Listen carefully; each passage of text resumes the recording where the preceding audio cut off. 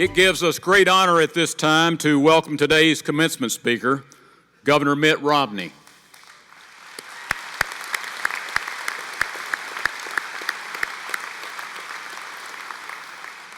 A giant in both business and political realms for more than 35 years, Mitt Romney has proven himself to be an ambitious and effective leader. His dedication to career, to family, and public service make him an exemplary role model for Trine University students today and the innumerable others he has reached through business and politics. Governor Romney started his career in business in 1978 as a vice president of Bain & Company Incorporated, a management consulting firm based in Boston. In 1984, he left Bain & Company to co-spin and found the private equity investment company Bain Capital, where he worked until 1998. He served as president and chief executive officer of the 2002 Winter Olympic Games in Salt Lake City and was credited with that event certainly with the success and the financial turnaround.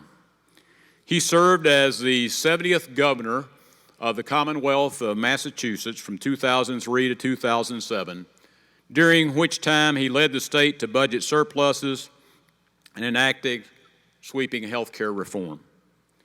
He was a candidate for the 2008 Republican presidential nomination and was the 2012 Republican candidate for the office of the President of the United States. Governor Romney rejoined the board of directors of Marriott International, where he had served from 1993 to 2002 and from 2002 to 2009 and 2012. He serves as chairman of the Solomir Capital Executive Partner Group.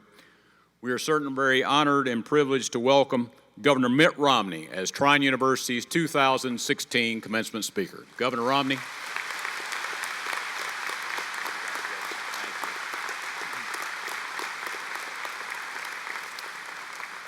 Thank you, Dr. Brooks, and members of the Board of Trustees, and esteemed members of the faculty, and parents, veterans, mothers, and particularly congratulations to the class of 2016. Well done. Now, I'm humbled in your presence. The work that's gone into becoming graduates, the work of parents and sacrificing to help bring you here and give you this opportunity is inspiring, and it's an honor to be with you. I've been looking forward to speaking with you today. You might imagine that having run for president and having having flown all over the country and giving a lot of speeches that I'd be tired of doing this, but that's not the truth. I've been looking forward to this because I enjoy speaking to young people at the beginning of their life journey, and second, because Republicans don't get a lot of opportunities to speak at graduations.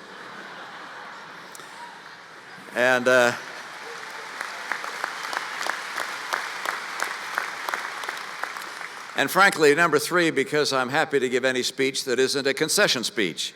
Now, speaking with you today reminds me of my own graduation. I was an English major. That means that I like to read and write. It also means I had no idea what I'd do for my career.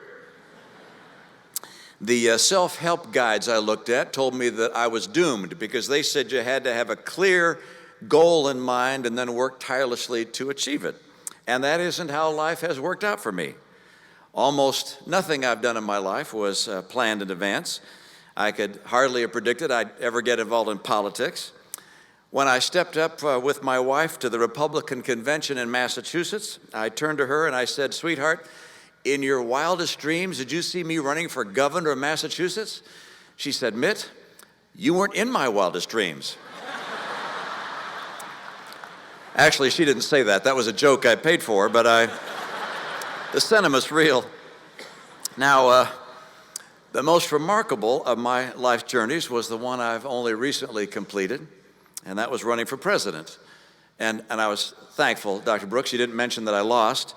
You know, back in 1984, when Walter Mondale got beaten by Ronald Reagan, he was asked why he thought he'd lost, and he said this, he said, "You know, all my life I'd wanted to run for president in the worst way, and that's just what I did." Now, given that my career did not follow a logical path, I'm not going to advise you on that career path for yourself, but I'm going to do one better, I think. I'm going to advise you on a path for success and happiness.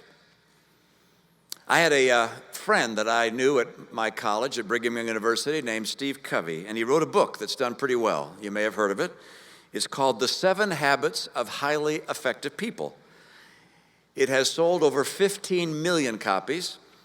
By my calculation, he probably makes like $10 per copy. That adds up to about $150 million. Not a bad start. Now, I'm going to charge you nothing, and I'm afraid it may be overpayment, but I'm going to borrow from Mr. Covey. My title of my remarks will be The 7 Habits of Highly Happy People.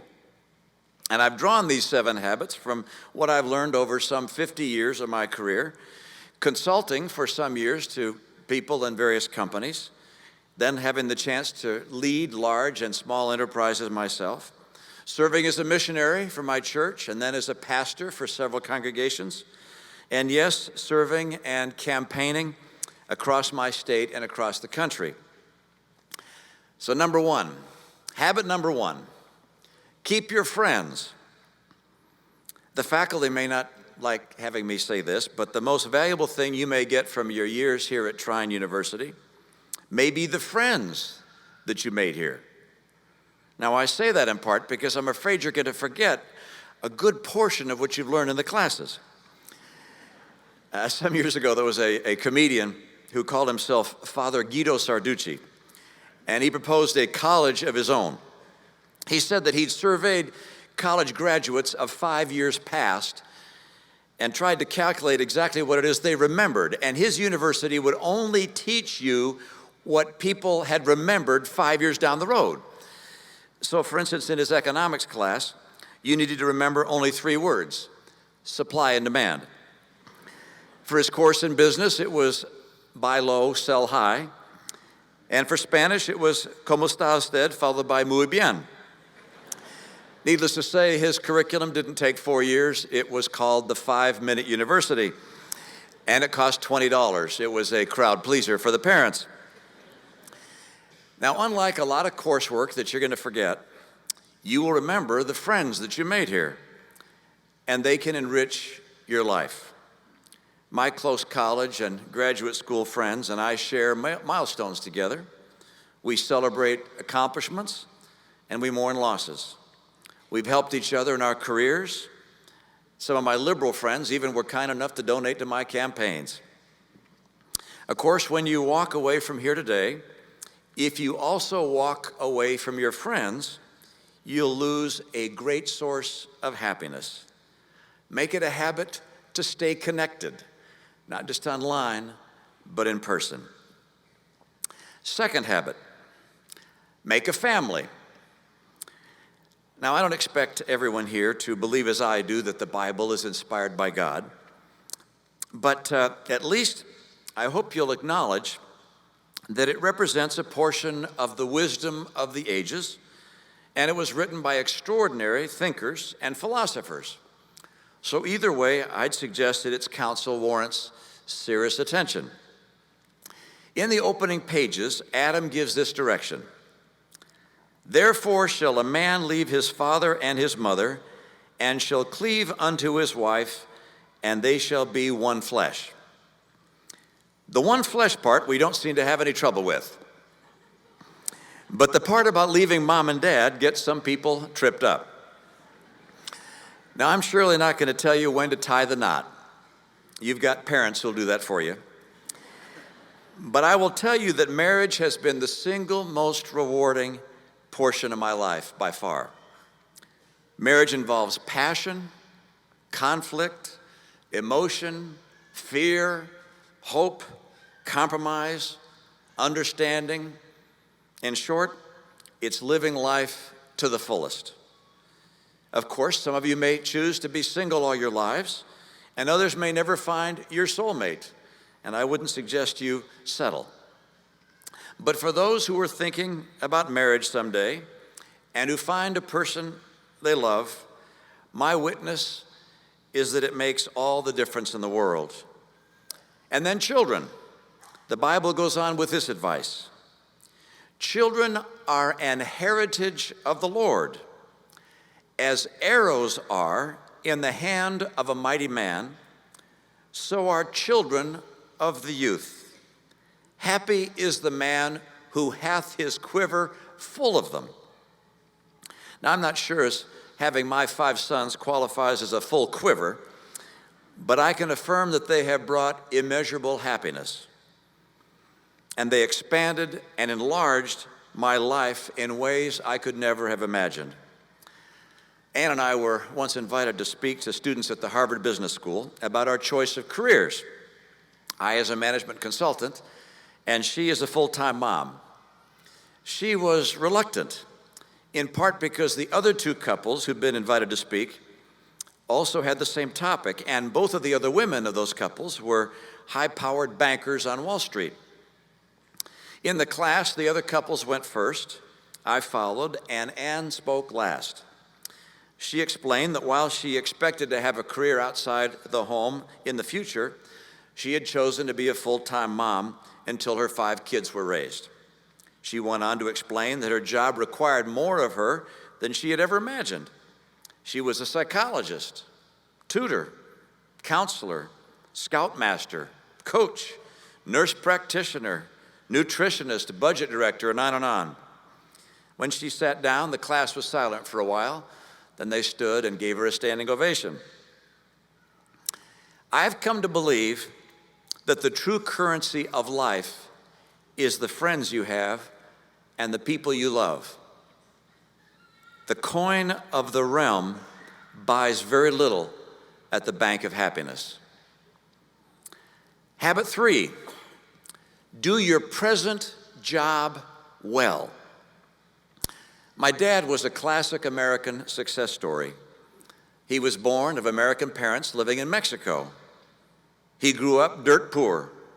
He didn't graduate from college, but he became head of a big automobile company, a 3-term governor, and a member of the president's cabinet. I asked him what he thought I should do to be successful in my career, and those were the words he said: do your present job well. Don't complain and gripe. Don't try to just get by. Dig in. Learn everything you can. Learn everything about the business, its industry. Be worth more than you're being paid. Doing well at what you're actually doing not only opens your opportunities for promotion, it also opens your opportunities for new ideas and new enterprises. My friend Tom Stemberg worked in a grocery and drugstore chain. While doing his present job well, he noted that there were extraordinarily high margins being charged for paper and pencils and for pens and office supplies. And so ultimately, he started a company to sell those things at very reasonable prices. Today, we know his company as Staples, the office superstore. Habit number 4, don't swallow a hook. I've reeled in a fair share of fish. They bite the hook because it's disguised as something delicious. They can't escape the hook because of its sharp barb. There's a lesson in that for all of us. There are things that look good at first, but impale you and prevent escape, and they can ruin your happiness. Drugs make you stupid. Porn deadens your passion for true intimacy and has killed more marriages than I'd like to think of.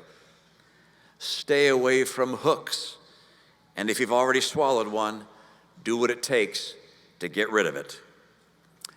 Habit 5, take responsibility. When I was in venture capital, I hired a consultant to help us do a better job. He asked us whether we'd ever made a bad investment. Yes, of course, we said. A case in point was our investment in a roofing manufacturer. He asked why it failed. We explained that it was because the price of the aggregate that went into the roofing materials had gone up unexpectedly high. And then he said this: if you blame your failures on things you can't control, if you don't take responsibility for your failures, you're going to have a lot more of them. because successful people take responsibility, and that empowers them to correct their mistakes and to shape their own future.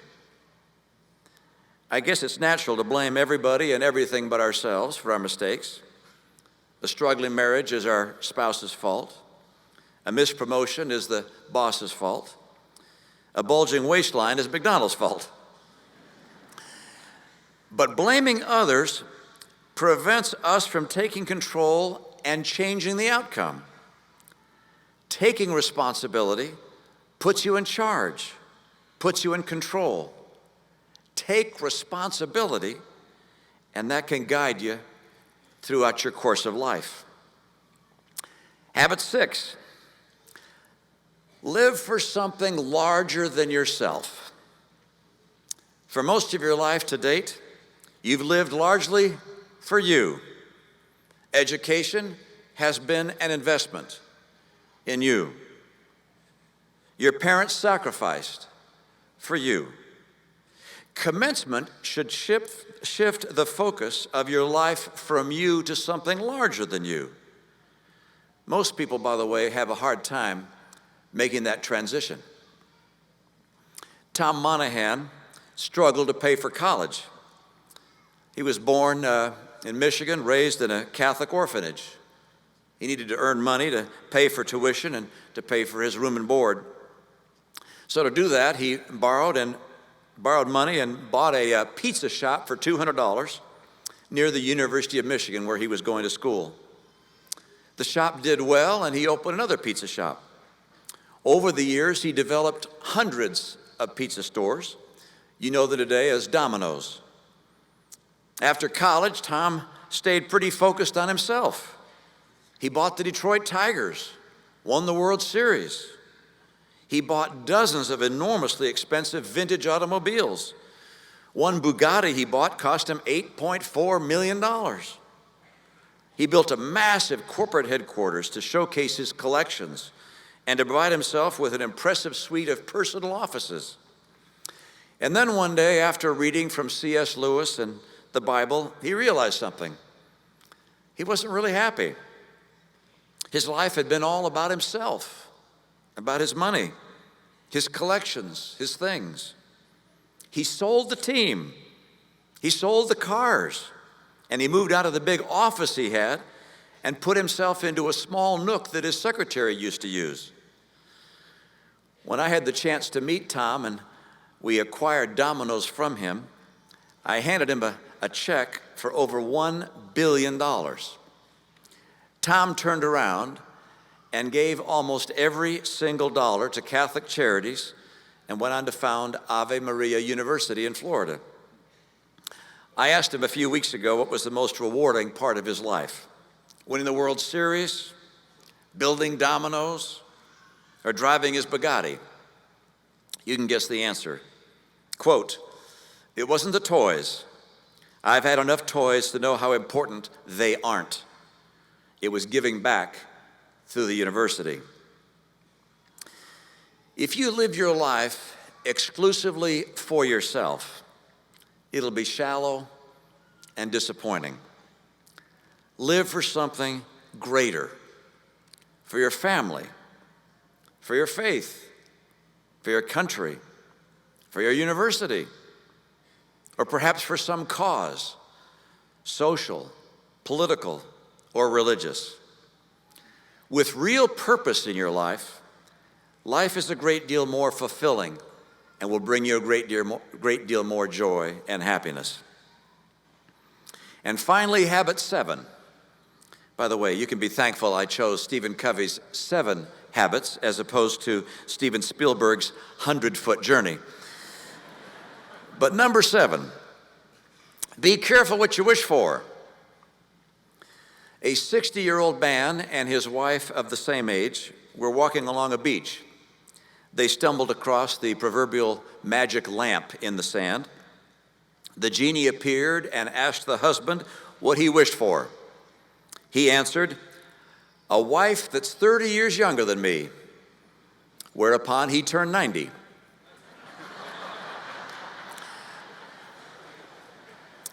Now, I don't know that there's anything wrong with hoping that you'll make a lot of money, or that you'll rise to the top of a corporate pyramid, or that you'll start a blockbuster company, or make some extraordinary invention, or have your research published and acclaimed.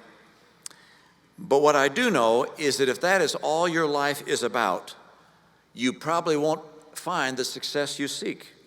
You won't be happy. And I've already mentioned some of the reasons why, but there's another reason I'd like you to hear.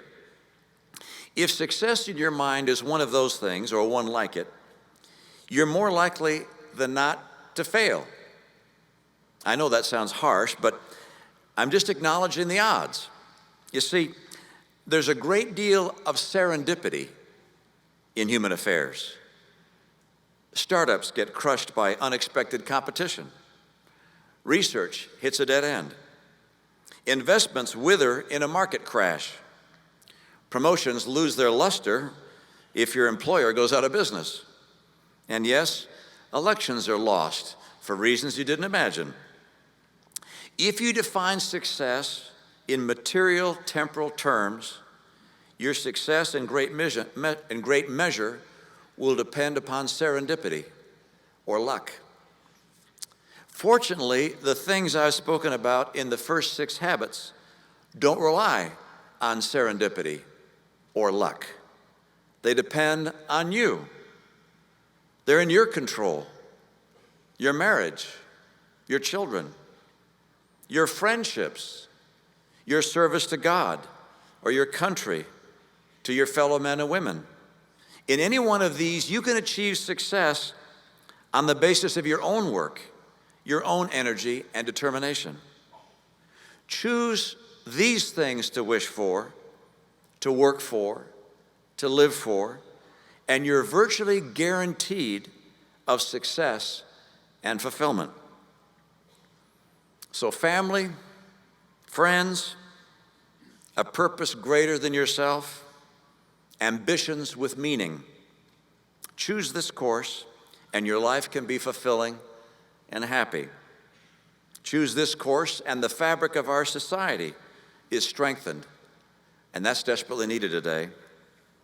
We live in tumultuous times. Demagogues on the right and the left draw upon our darker angels, scapegoating immigrants and Muslims, or bankers and business people. Profiteers tempt and endeavor to hook us with compulsive addictions. Entertainment media distracts us from the things that bring enduring achievements and happiness. Think carefully about the habits of your life. You deserve to be happy, and America deserves your right choices. Thank you so much, and God bless you in the United States of America.